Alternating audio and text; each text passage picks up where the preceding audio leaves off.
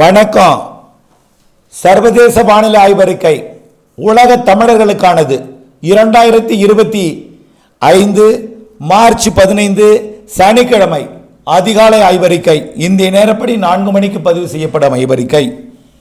காற்று சுழற்சி அமெரிக்காவிலே மத்திய மாகாணங்களிலே வலுவாக நீடித்துக் கொண்டிருக்கிறது. இடியுடன் கூடிய மழைப்பொழிவு அமெரிக்காவின் பல மாகாணங்களிலே கடும் இடி மின்னல், கண்ணை பறிக்கும் மின்னலுடன் கனமழை பொழிவை கொடுத்து வருகிறது. அதாவது மத்திய மாகாணங்கள், குறிப்பாக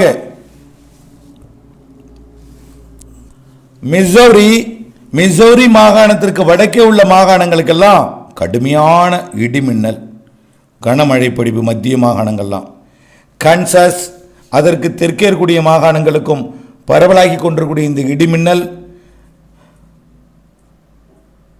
மிசோரி மாகாணத்தில் கடும் இடிமழை பொழிவை கொடுத்து வருகிறது. இது தொடர்ந்து கிழக்கு நோக்கி நகர்ந்து பல்வேறு மாகாணங்களுக்கு தீவிரமடையும். அதாவது மிசிசிப்பி, லூசியானா, மேலும் அப்படியே அலபாமா, ஜார்ஜியா போன்ற பகுதிகளுக்கு தீவிரமடையும் என்று எதிர்ப்பது. கரோலினா, நார்த் கரோலினா, வெர்ஜீனியா, மேற்கு வெர்ஜீனியா, பென்சில்வேனியா, நியூயார்க்கெல்லாம் நாளை மறுநாள் மழை பொழிவை கொடுக்க போகிறது. இந்த காற்று சுழற்சியானது தொடர்ந்து அமெரிக்காவோட கர்நாடகா எல்லை ஓரத்தில் இருந்து உருவாகி மத்திய மாகாணங்களுக்கு இன்றைக்கு 15ஆம் தேதி வந்திருக்கிற நிலையில் நாளை தெற்கு மாகாணங்கள், அதாவது லூசியானா மற்றும் மிசிசிப்பி, அலபாமா, ஜார்ஜியா பகுதிகளுக்கும் அப்படியே புளோரிடா பகுதிகளுக்கும் மழைப்பொழிவை கொடுத்து கொண்டே, அதே நேரத்தில் ஒட்டுமொத்த அட்லாண்டிக் பெருங்கடலோட மாநிலங்கள் எல்லாமே, மாகாணங்கள் எல்லாமே, சவுத் கரோலினா, நார்த் கரோலினா கொடுத்து கொண்டு புளோரிடாவிற்கு தீவிர இடிமழை பொழிவை கொடுத்து கொண்டு நியூயார்க், வாஷிங்டன் வரைக்கும், டொரண்டோ, ஒட்டாவாவை தொடங்கி, கனடாவோட டொரண்டோ, ஒட்டாவாவை தொடங்கி, அதே போல் இந்த அமெரிக்காவோட புளோரிடா மாகாணத்தின் மியாமி வரைக்கும் உள்ள பகுதிகளுக்கு கனமழை பொழிவு கொடுக்கும். மியாமியை விட பாம்பே அதிலிருந்து தொடங்கி நியூயார்க் வரைக்கும், குறிப்பாக வரக்கூடிய 16, 17 தேதிகளில் நாளைய மறுநாள் வெர்ஜீனியா பீச் மற்றும் அட்லாண்டிக் சிட்டி, நியூயார்க், வாஷிங்டன்லாம் திங்கட்கிழமை 17ஆம் தேதி மிக கனமழை பொழிவை தலைநகர் வாஷிங்டன் மற்றும் நியூயார்க் மற்றும் அட்லாண்டிக் சிட்டி, வெர்ஜீனியா கடற்கரை மற்றும் பல்வேறு இடங்களில் கனமழை பொழிவை கொடுக்க போகிறது. இது 18ஆம் தேதி வாக்கில் அட்லாண்டிக் பெருங்கடலில் இறங்கி 18ஆம் தேதி விலகி அதாவது ஐரோப்பிய பகுதியை நோக்கி விலகி செல்ல இருக்கிறது. மேலும் ஒரு காற்று சுழற்சி அதனை பின்தொடர்ந்து வரக்கூடிய 23, 24 தேதிகளில் மத்திய மாகாணங்களுக்கு வந்து 26, 27 தேதிகளில் அதுவும் கிழக்கு மாகாணங்களுக்கு வந்தடையும் என்று எதிர்பார்க்கப்படுகிறது. இது ஒன்று. அடுத்தபடியாக பார்த்தீங்கன்னா தென் அமெரிக்க நாடுக்கு தொடர்ந்து மழை தான். பெய்வது இடிமழை, பெய்வது வெப்பச்சலன இடிமழை, கோடை மழையே பாதித்து கொண்டிருக்கிறது. இதில் மழைக்காலம் தொடங்கி இருக்கக்கூடிய உருகுவே, அர்ஜென்டினா மற்றும் அதற்கு வடக்கே இருக்கக்கூடிய எல்லா நாடுகளுக்குமே, தென் அமெரிக்க நாடுகளுக்கு கனமழை பொழிவை கொடுத்து வருகிறது. தென் அமெரிக்க நாடுகளை பொறுத்த வரைக்கும் மழை பொழிவிற்கு ஒரு முடிவில்லை. தொடர்ந்து மழைக்காலமும் தொடங்கிடும். கோடை மழை பொழிவும் வலுவாக இருக்குது, தொடர்ந்து மழைக்காலமும் தொடங்கிடும். அடுத்தபடியாக பார்த்தீங்கன்னா ஆப்பிரிக்காவை பொறுத்த வரைக்கும் ஏற்கனவே, அதாவது மடகாஸ்கர் வடக்கு பகுதியை தாக்கி, பிறகு மொசாம்பிக்கை தாக்கி, நேற்றைக்கு ஜலசந்தி பகுதிக்குள் இடங்கிய அந்த புயல் இன்றைக்கு எங்கன்னா மடகாஸ்கரோட தெற்கு பகுதியை தாக்கப் போகிறது.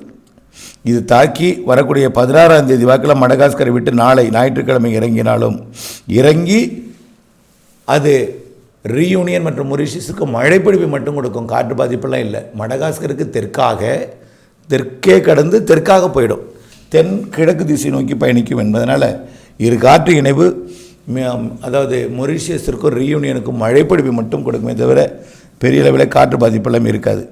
அடுத்தபடியாக ஒட்டுமொத்த ஆப்பிரிக்க நாடுகளுக்கும் கோடை மழைக்காலமாக மாறிக்கொண்டிருக்கு. நல்ல மழைப்பொழிவு. குறிப்பாக இதுவரைக்கும் தெற்கு ஆப்பிரிக்கா நாடுகளில் தான், ஆப்பிரிக்க கண்டத்தோட தெற்கு பகுதியில் நல்ல மழைப்பொழிவு கொடுத்திருந்த வகையில் இப்போது வடக்கு ஆப்பிரிக்காவோட வடக்கு பகுதிக்கு உகாண்டா உள்ளிட்ட பகுதிகளுக்கும் டான்சானியா கென்யா பகுதிகளுக்கும் மழைப்பொழிவை கொடுக்க தொடங்கியிருக்கு. இதனிடையில் உகாண்டா உள்ளிட்ட பகுதிகளுக்கும் அதாவது தினசரி அதிகாலை காலை நேரத்திலும் மாலை இரவு நேரத்திலும் மழைப்பொழிவு இடிமழை பொழிவை கொடுக்கும்.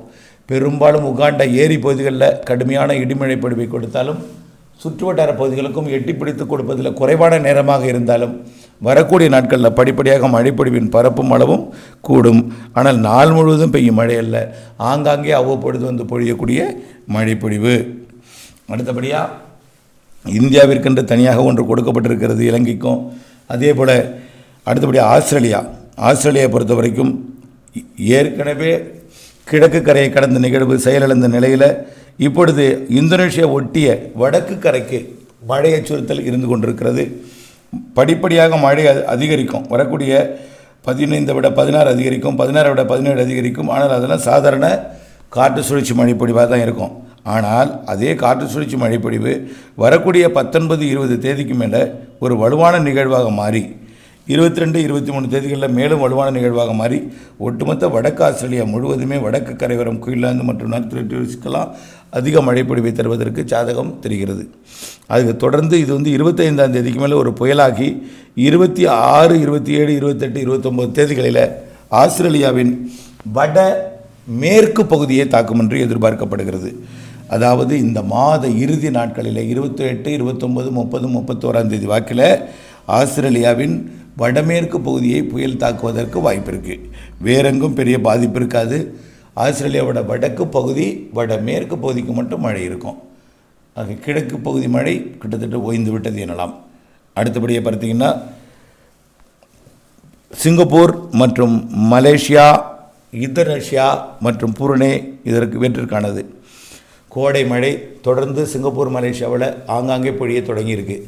காற்று சுழற்சி ஒன்றன் பின் ஒன்றாக இலங்கை நோக்கி வரக்கூடிய நிலையில் ஆஸ்திரேலியா பகுதியில் உருவாகக்கூடிய காற்று சுழற்சியும் இந்த மாத இறுதியில் உருவாகக்கூடிய வலுவான புயலும் ஆஸ்திரேலியா பகுதி நோக்கி காற்றை வழிநடத்தி நிலநடுக்கோட்டுக்கு வடக்கே சிங்கப்பூர் மற்றும் அதனை ஒட்டியுள்ள இந்தோனேஷியா பகுதியில் வரக்கூடிய சுமத்ரா தீவு பகுதி நோக்கி வரக்கூடிய காற்று சுழற்சியை கட்டுப்படுத்தி வைத்திருக்கும் என்பதனால 21ஆம் தேதியிலிருந்து 25ஆம் தேதி வரை தமிழ்நாட்டுக்கு மழைப்பொழிவை கொடுக்கக்கூடிய ஒரு நிகழ்வு ஏற்கனவே வந்திருந்தாலும் அடுத்த நிகழ்வு விடைபெற்று வருவதற்கு தாமதம் ஏற்படும் என்பதனால் ஏப்ரல் மாதம் 1-2 தேதிகள்லையும் லேசான மழை தான் தமிழ்நாட்டில் இருக்குன்னு சொல்லியிருக்கோம். அந்த நிகழ்வு சிங்கப்பூர் மலேசியாவில் இருந்து கொண்டு காத்திருந்து மழைப்பொழிவை தரும் என்று எதிர்பார்க்கப்படுகிறது. ஆக இந்த மாத இறுதி நாட்கள், அதாவது 21ஆம் தேதிக்கு மேல் மாத இறுதி நாட்களிலே சிங்கப்பூர் மலேசியாவிற்கு கனமழை காத்திருக்கிறது. காரணம், நிகழ்வு நிலநடுக்கோட்டு இந்திய பெருங்கடலில் சிங்கப்பூருக்கு கிழக்கே நிலைவரும் என்பதனால் அது காற்று குவிதலை சிங்கப்பூர், மலேசியா மற்றும் இந்தோனேஷியா, புருனே போன்ற பகுதிகளுக்கு ஏற்படுத்தும் என்பதனால் மழைப்பொழிவு காத்திருக்கிறது. வரக்கூடிய 21ஆம் தேதிக்கு மேல் சிங்கப்பூருக்கு கொஞ்சம் மழைப்பொழிவு பரப்பில் கூடும். ஆனால் வெயிலுக்கு பிறகு இடைவெளியில் அவ்வப்பொழுது இடைவெளிட்டு ஆங்காங்கே மழைப்பொழிவை கொடுக்கும். பெரும்பாலும் சிங்கப்பூருக்கு அதிகாலை நேரத்திலும் மதிய மாலை நேரத்திலும் மழைப்பொழிவை கொடுக்கும். அடுத்தபடியாக அரபு நாடுகளை பொறுத்த வரைக்கும் இப்பொழுதுக்கு எந்தவித வலுவான நிகழ்வும் மேற்கத்தியுடைய ஒரு அரபு நாடுகள் வழியாக வரலன்னா கூட ஏப்ரல் முதல் வாரத்திலிருந்து மார்ச் இறுதி நாட்கள் அல்லது ஏப்ரல் முதல் வாரத்திலிருந்து மேற்கத்தியுடைய ஒரு சவுதி அரேபியா மற்றும் அதனை ஒட்டியுள்ள குவைத் சிட்டி வழியாக வருவதற்கு வாய்ப்பு இருக்கும். மழைப்பொழிவு சாதகம் இருக்கிறது. ஆக தொடர்ந்து வானிலை அப்டேட்ஸுடன் இணைந்திருங்கள். திட்டமிட்ட வேளாண்மை செய்திடுங்கள், பணி செய்திடுங்கள், அனைத்து பணியும் செய்து லாபம் அடைந்திடுங்கள். நன்றி.